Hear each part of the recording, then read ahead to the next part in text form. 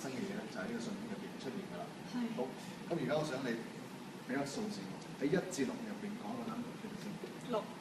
6係嘛？點解咧？我哋冇夾埋過嘅，你求其。冇啊，因為係啊，求其嘅咋。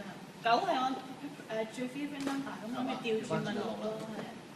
因為入邊後面有嗰個唔知張卡後面都有個 number 喺度。係啊。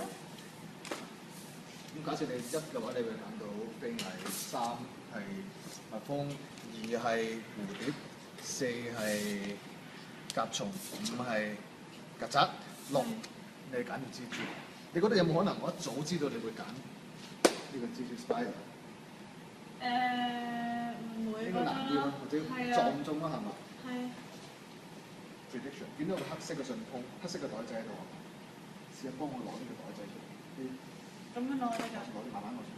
慢慢點有個蜘蛛㗎？攞出嚟，冇事，冇事。好驚啊！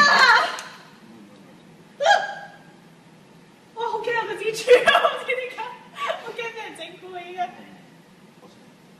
大佬好驚啊！大佬。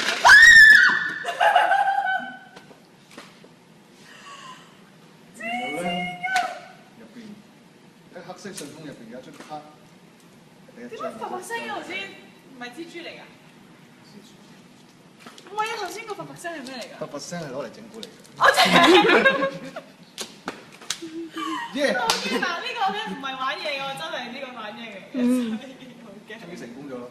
你終於可以報復我啦！但係個反應係真定假嘅，我都唔知。